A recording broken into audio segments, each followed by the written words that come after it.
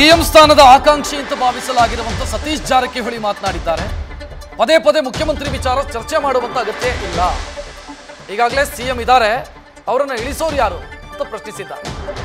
ಸಿದ್ದರಾಮಯ್ಯ ನೇತೃತ್ವದಲ್ಲಿ ಸರ್ಕಾರ ಮುಂದುವರಿಯುತ್ತೆ ಅಂತ ಬೆಳಗಾವಿಯ ಚಿಕ್ಕೋಡಿಯಲ್ಲಿ ಸತೀಶ್ ಜಾರಕಿಹೊಳಿ ಪ್ರತಿಕ್ರಿಯಿಸಿದ್ದಾರೆ. ಸಾಕಷ್ಟು ಸಮಸ್ಯೆಗಳಿದ್ದಾವೆ, ಆ ಬಗ್ಗೆ ಗಮನ ಹರಿಸೋದಕ್ಕೆ ಸಮಯ ಬೇಕಿದೆ.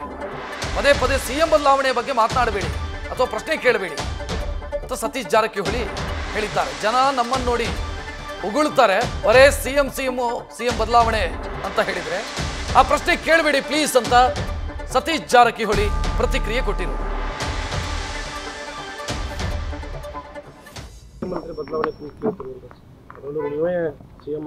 ಇಲ್ಲ, ಕೂಗು ಕೇಳ್ತಾ ಇಲ್ಲ. ಹೇಳಿದ್ವಿ, ನಿನ್ನೆ ಕೂಡ ಹೇಳಿದ್ವಿ, ಕೂಗು ಕೇಳೋ ಪ್ರಶ್ನೆ ಇಲ್ಲ.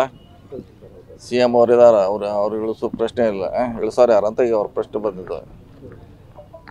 ಸೊ ಅದು ಚರ್ಚೆ ಅವಶ್ಯಕತೆ ಇಲ್ಲ ಅಂತ ಹೇಳಿದ್ವಿ, ಈವರೆಗೂ ಕೂಡ ಅದನ್ನ ಹೇಳ್ತೀವಿ. ಸೊ ಪದೇ ಪದೇ ಮುಖ್ಯಮಂತ್ರಿ ಬಗ್ಗೆ ಚರ್ಚೆ ಮಾಡೋದು ಕೂಡ ಅವಶ್ಯಕತೆ ಇಲ್ಲ. ಯಾಕಂದ್ರೆ ಮತ್ತೆ ಸರ್ಕಾರ ಮುಂದೆ ಸಾಕಷ್ಟು ಸಮಸ್ಯೆಗಳಿದೆ, ಇಶ್ಯೂ ಇದೆ.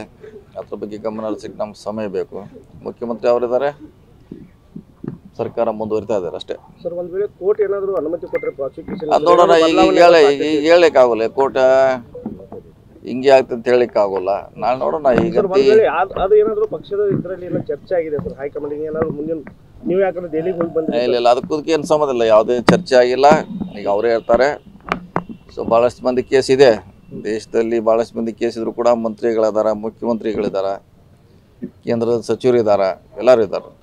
ಸೊ ಅದು ಒಂದು ಪ್ರೊಸೆಸ್ ಅಷ್ಟೇ. ಅದು ಅದ್ರ ಪಾಡಿಗೆ ನಡೀತಿದೆ. ಒಂದು ವೇಳೆ ಕೇಸ್ ನಡೆದ್ರು ಕೂಡ ಅದ್ರ ಪಾಡಿಗೆ ನಡೀತಿದೆ. ಸೊ ರಾಜೀನಾಮೆ ಕೊಡಬೇಕಂತ ಎಲ್ಲೂ ಕೂಡ ಕಾನೂನಲ್ಲಿ ಹೇಳಿಲ್ಲ. ನೀವು ರಾಹುಲ್ ನ್ಯೂಸ್ ಫಸ್ಟ್ ನಿರ್ಭೀತಿಯಿಂದ ನಿಮ್ಮ ಪರವಾಗಿ.